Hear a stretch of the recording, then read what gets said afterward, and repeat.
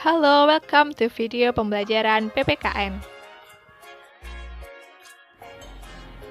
Oke, di video hari ini kita akan mempelajari materi baru, yaitu tentang makna tata urutan peraturan perundang-undangan di Indonesia.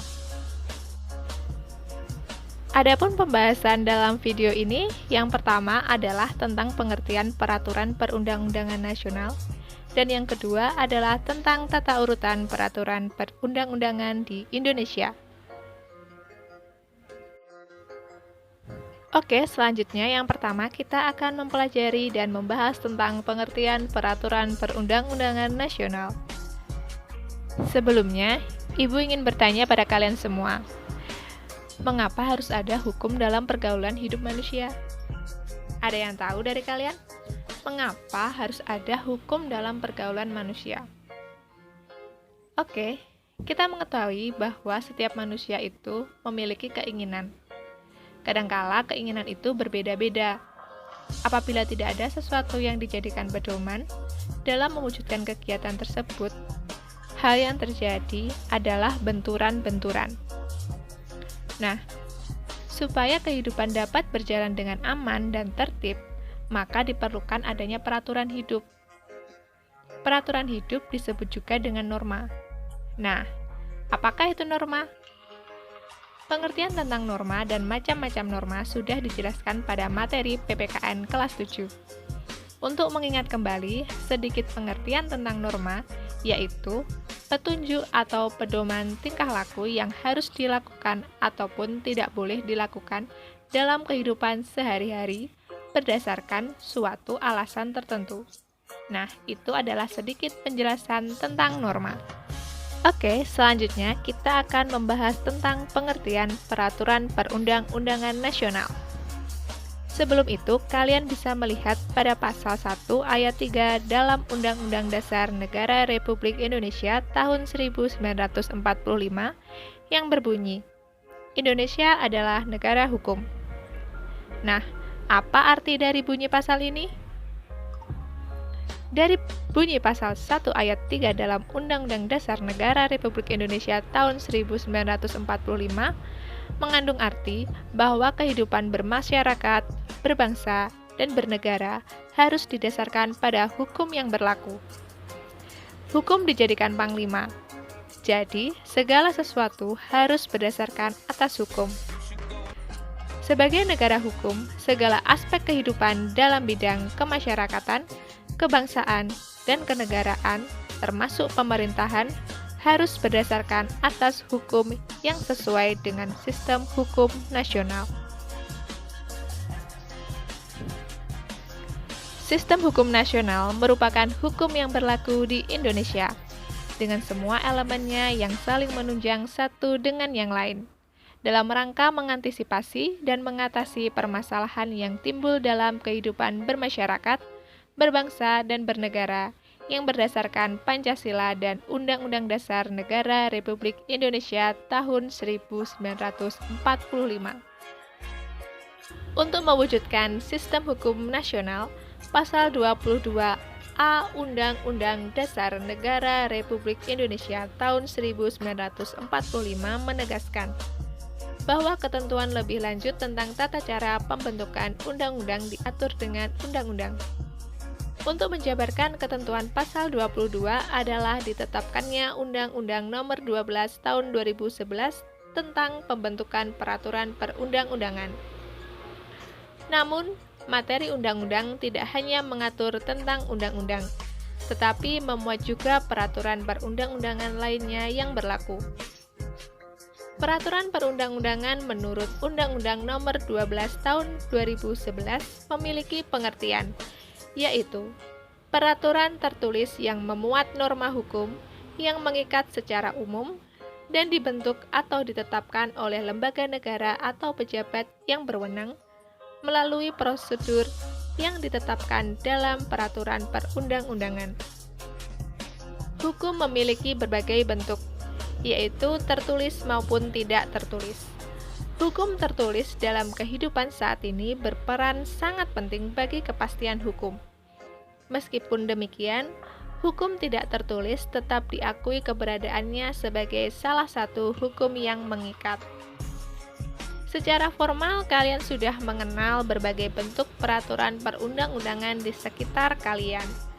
Misalnya ketika di lingkungan sekolah, yaitu adanya tata tertib sekolah, adanya peraturan di lingkungan rumah, peraturan lalu lintas, dan peraturan daerah. Pembahasan yang selanjutnya adalah kita akan mengetahui bagaimana tata urutan peraturan perundang-undangan di Indonesia. Tata urutan peraturan perundang-undangan di Indonesia mengandung makna bahwa peraturan perundang-undangan yang berlaku memiliki hierarki atau tingkatan. Peraturan yang satu memiliki kedudukan yang lebih tinggi dibandingkan dengan peraturan yang lainnya. Tata urutan ini perlu dilakukan sesuai dengan prinsip-prinsip atau asas umum yang berlaku dalam hukum. Adapun prinsip-prinsip atau asas umum yang berlaku dalam hukum yaitu: yang pertama adalah dasar peraturan perundang-undangan selalu peraturan perundang-undangan. Yang kedua, hanya peraturan perundang-undangan tertentu saja yang dapat dijadikan landasan yuridis. Yang ketiga adalah peraturan perundang-undangan yang masih berlaku hanya dapat dihapus, dicabut, atau diubah oleh peraturan perundang-undangan yang sederajat atau lebih tinggi.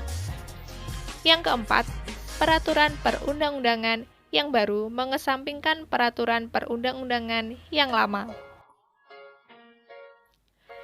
Prinsip yang selanjutnya yaitu yang kelima, peraturan perundang-undangan yang lebih tinggi mengesampingkan peraturan perundang-undangan yang lebih rendah.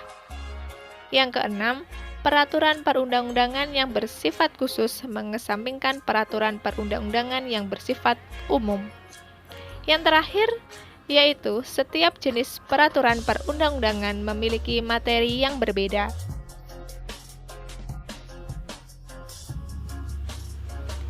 Yang selanjutnya adalah jenis dan hierarki atau tingkatan peraturan perundang-undangan di Indonesia sesuai dengan pasal 7 Undang-Undang Nomor 12 Tahun 2011 tentang pembentukan peraturan perundang-undangan, yaitu terdiri atas Undang-Undang Dasar Negara Republik Indonesia tahun 1945.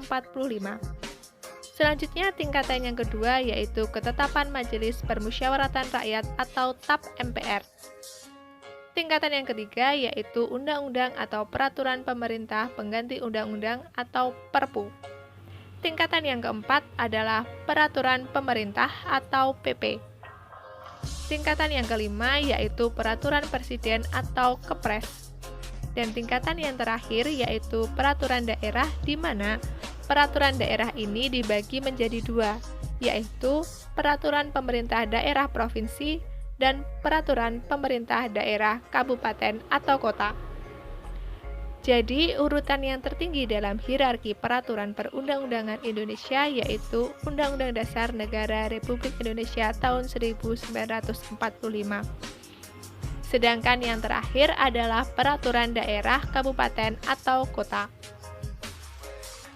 Adapun peraturan perundang-undangan yang tingkatannya lebih rendah merupakan penjabaran dari peraturan perundang-undangan yang setingkat di atasnya.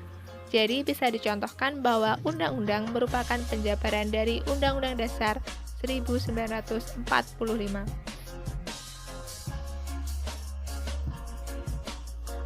Yang selanjutnya adalah asas-asas dalam pembentukan peraturan perundang-undangan yang ditegaskan dalam pasal 5 dan penjelasannya yaitu sebagai berikut. Yang pertama adalah kejelasan tujuan. Kejelasan tujuan maksudnya bahwa setiap pembentukan peraturan perundang-undangan harus mempunyai tujuan yang jelas yang hendak dicapai. Yang kedua, kelembagaan atau organ pembentuk yang tepat. Maksudnya setiap jenis peraturan perundang-undangan harus dibuat oleh lembaga negara atau pejabat pembentuk peraturan perundang-undangan yang berwenang. Peraturan perundang-undangan tersebut dapat dibatalkan atau batal demi hukum apabila dibuat oleh lembaga yang tidak berwenang. Yang ketiga yaitu asas kesesuaian antara jenis hierarki atau tingkatan dan materi muatan. Maksudnya yaitu bahwa dalam pembentukan peraturan perundang-undangan, pembuat harus benar-benar memperhatikan materi muatan yang tepat sesuai dengan jenis dan tingkatan peraturan perundang-undangan. Yang keempat adalah dapat dilaksanakan.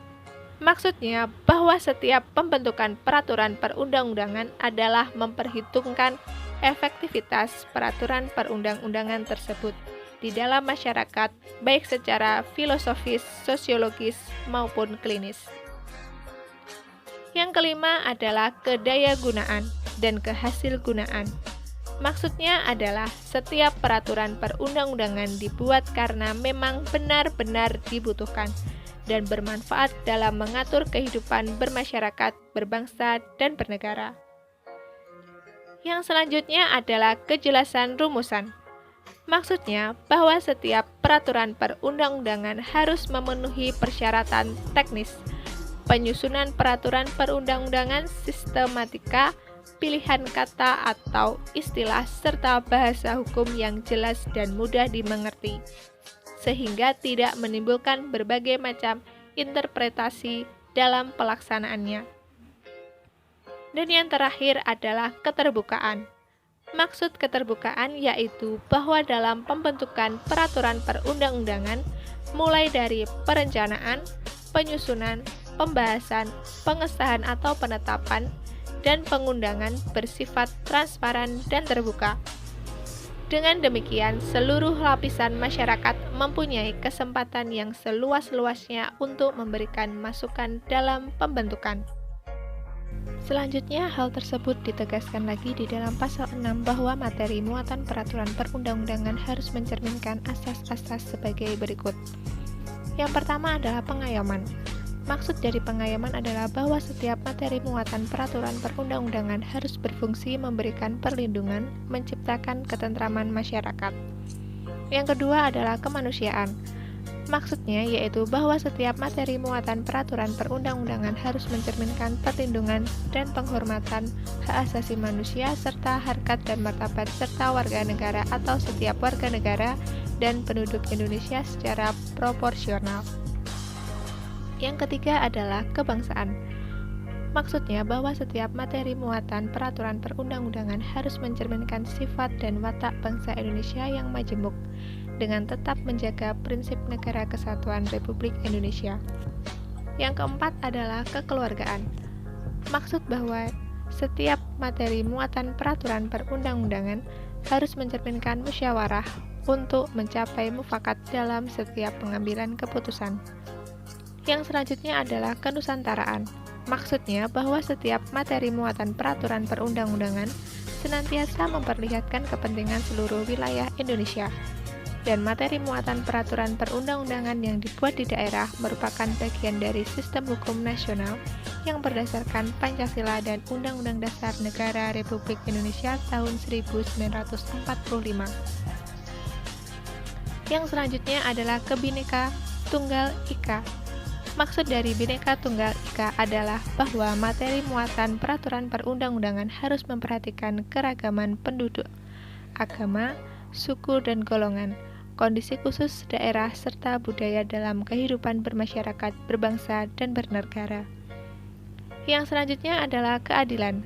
Maksud dari keadilan yaitu setiap materi muatan peraturan perundang-undangan harus mencerminkan keadilan secara proporsional bagi setiap warga negara. Yang selanjutnya yaitu kesamaan kedudukan dalam hukum dan pemerintahan. Maksudnya yaitu setiap materi muatan peraturan perundang-undangan tidak boleh memuat hal-hal yang bersifat membedakan berdasarkan latar belakang antara lain agama, suku, ras, golongan, gender, atau status sosial. Yang selanjutnya yaitu ketertiban dan kepastian hukum. Maksudnya yaitu bahwa setiap materi muatan peraturan perundang-undangan harus dapat mewujudkan ketertiban dalam masyarakat melalui jaminan kepastian hukum. Dan yang terakhir yaitu keseimbangan, keserasian, dan keselarasan. Maksudnya yaitu setiap materi muatan peraturan perundang-undangan harus mencerminkan keseimbangan, keserasian, dan keselarasan antara kepentingan individu masyarakat serta kepentingan bangsa dan negara.